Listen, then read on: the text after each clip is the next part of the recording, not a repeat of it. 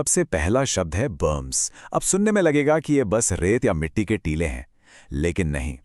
जरा सोचिए, रेत की इन्हीं दीवारों से एक पूरे शहर को दुनिया से अलग थलग कर दिया जाए। ये दीवारें सिर्फ रास्ता नहीं रोकती, ये लोगों के दिमाग में भी दीवारें खड़ी कर देती हैं। और देखिए, टकराव सिर्फ जमीन पर ही तो नहीं होता ना, ये तो विचारों में भी होता है। और यहीं पर आता है हमारा अगला शब्द, सेसेशनिस्ट, मतलब अलगाववादी। ये एक सोच है, किसी बड़े देश या समूह से पॉलिटिकली अलग हो जाने की सोच। और ये शब्द एक बड़ी बात बताता है कि सबसे मजबूत सरहदें वो होती हैं जो लोगों के दिलों और दिमाग में खिंच जाती हैं। अच्छा, लेकिन तब क्या होता है जब सरहदें साफ ही ना हो? यहीं आता है हमारा अगला शब्द, अनडिमार्केटेड, मतलब एक ऐसी बॉर्डर जिसका जमीन पर कोई पक्का निशान नहीं है। सोचिए, नक्शों पर तो लकीरें खींच दी, पर असल जमीन पर कुछ है ही नहीं। बस यही कंफ्यूजन, यही अनिश्चितता झगड़े की जड़ बन जाती है। अब इस शब्द की ताकत देखिए, मेटास्टेसाइसिस। वैसे तो ये शब्द मेडिकल की दुनिया का है, कैंसर के फैलने के लिए इस्तेमाल होता है, लेकिन यहां इसका इस्तेमाल बिल्कुल अलग है। ये दिखाता है कि कैसे एक छोटा सा लोकल झगड़ा एक बीमारी की तरफ फैलकर एक बहुत बड़ी बेकाबू मुसीबत बन सकता है। तो टकराव की दुनिया से निकलकर अब चलते हैं पावर प्ले की दुनिया में, यानी शक्ति का खेल। यहां हम उन शब्दों को समझेंगे जो स्ट्रैटेजी, कंट्रोल और असर डालने के खेल को दिखाते हैं। इस हिस्से में हमारे पास 3 शब्द हैं, अपेंड्स, लेवरेज और हॉबल्स। ये तीनों शब्द ना सत्ता के दांव पेच और उतार चढ़ाव की कहानी कहते हैं। पहला शब्द है अपेंड्स। इसका सीधा सा मतलब है किसी चीज को जड़ से पलट देना। ये कोई छोटा मोटा बदलाव नहीं है, ये एक ऐसा ड्रामेटिक मूव है जो पूरे के पूरे समीकरण को ही बदल कर रख दे। समझ लीजिए कि पावर के बैलेंस में एक भूकंप आ गया हो। तो सवाल ये है कि कोई इस पावर बैलेंस को बदलता कैसे है? जवाब है लेवरेज से। लेवरेज वो स्ट्रेटेजिक एडवांटेज है, वो बढ़त है, चाहे वो पॉलिटिकल हो, इकोनॉमिक हो या मिलिट्री, जिसका इस्तेमाल कोई अपने मकसद को पूरा करने के लिए करता है। ये नेगोशिएशन टेबल पर आपका तुरुप का इक्का है।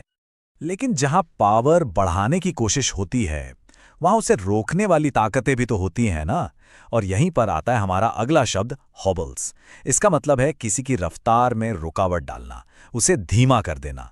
यह शब्द दिखाता है कि कैसे अंदरूनी झगड़े या बाहरी दबाव किसी भी तरक्की पर ब्रेक लगा सकते हैं।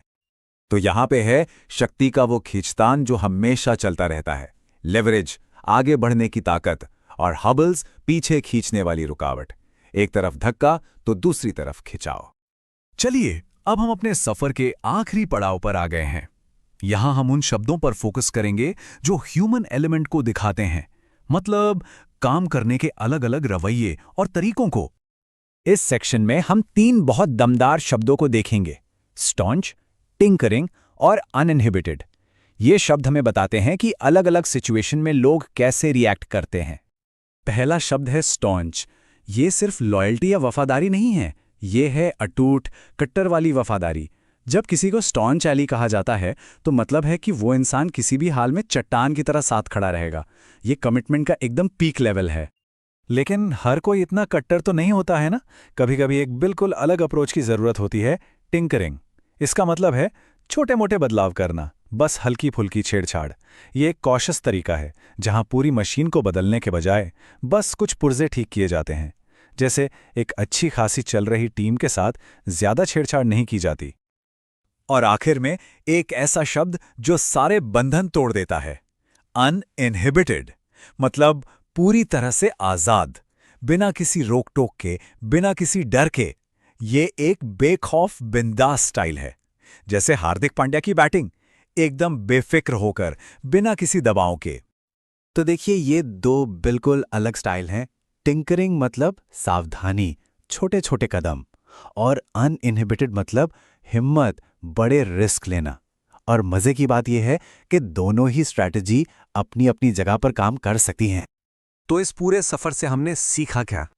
हमने सिर्फ 10 शब्दों के जरिए टकराव, शक्ति और एक्शन की दुनिया को देखा। हमने बर्म्स और सेसेशनिस्ट से टकराव की सरहदों को समझा, लेवरेज और हॉबल से पावर के खेल को जाना, और आखिर में स्टॉन्च और अनइनहिबिटेड से इंसानी एक्शन की गहराइयों को नापा। तो आखिरी बात, ये सिर्फ शब्द नहीं है, ये दुनिया को देखने के लिए नए चश्मे हैं। अब जब अगली बार कोई खबर पढ़ेंगे या कोई बहस सुनेंगे तो क्या इन शब्दों को पहचान पाएंगे? और क्या ये शब्द कहानी के पीछे की कहानी को समझने में मदद करेंगे? सोचिएगा जरूर।